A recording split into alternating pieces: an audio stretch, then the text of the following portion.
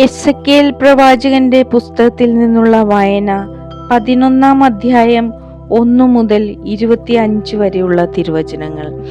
നേതാക്കന്മാർക്ക് ശിക്ഷ. ആത്മാവ് എന്നെ ഉയർത്തി കർത്താവിന്റെ ആലയത്തിന്റെ കിഴക്കേ കവാടത്തിലേക്ക് കൊണ്ടുവന്നു. അതാ, അവിടെ 25 പേർ, ജനപ്രമാണികളായ അസൂറിന്റെ പുത്രൻ യാസാനിയായെയും ബാനായയുടെ പുത്രൻ പെലാത്തിയായെയും അവരുടെ ഇടയിൽ ഞാൻ കണ്ടു.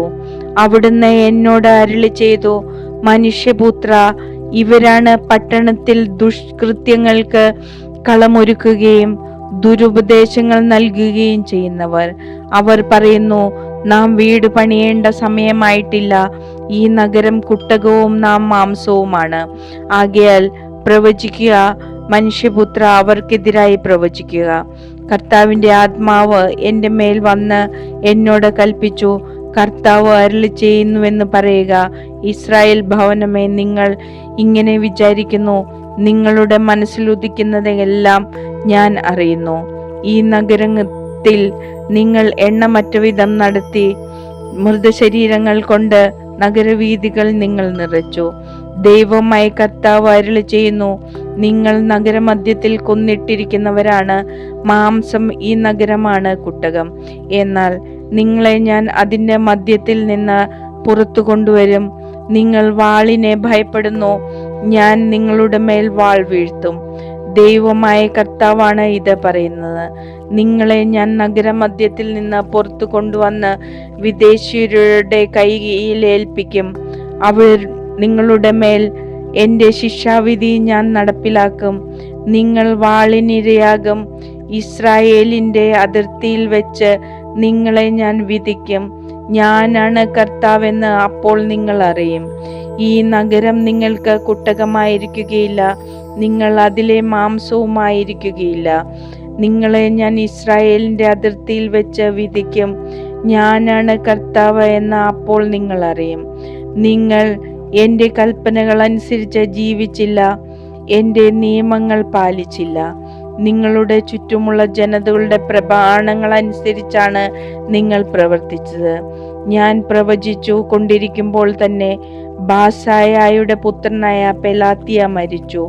ഞാൻ കമിഴ്ന്നു വീണ ഉച്ചത്തിൽ നിലവിളിച്ചു, ദൈവമായ കർത്താവേ, ഇസ്രായേൽ അവശേഷിക്കുന്നവരെ അങ്ങ് പൂർണ്ണമായി നശിപ്പിക്കുമോ?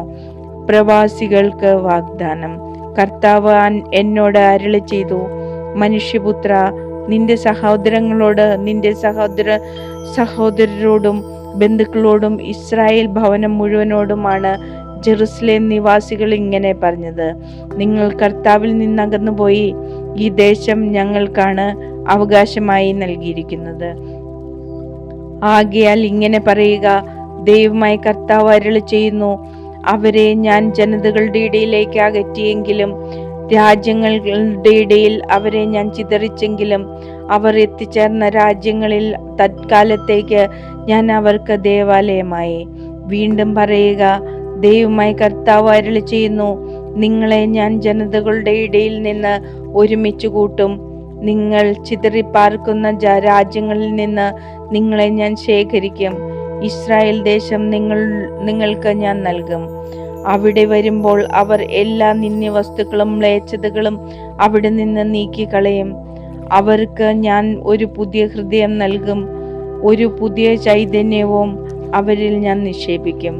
അവരുടെ ശരീരത്തിൽ നിന്ന് ശിലാഹൃദയം എടുത്തു മാറ്റി ഒരു മാംസള ഹൃദയം ഞാൻ കൊടുക്കും. അങ്ങനെ അവർ എൻ്റെ കൽപ്പനകൾ അനുസരിച്ചു ജീവിക്കുകയും എൻ്റെ നിയമങ്ങൾ ശ്രദ്ധയോടെ പാലിക്കുകയും ചെയ്യും. അവർ എൻ്റെ ജനവും ഞാൻ അവരുടെ ദൈവവും ആയിരിക്കും.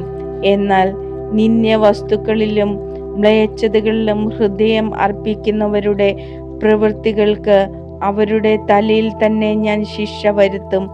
ദൈവമായ കർത്താവ് അരുളി ചെയ്യുന്നു, കർത്താവിന്റെ മഹത്വം ജെറുസലേം വിടുന്നു. കിരൂബുകൾ ചിറകുകൾ ഉയർത്തി, ചക്രങ്ങളും അവയുടെ വശങ്ങളിൽ ഉയർന്നു. ഇസ്രായേലിന്റെ ദൈവത്തിന്റെ മഹത്വം അവയുടെ മീതെ നിലകൊണ്ടു.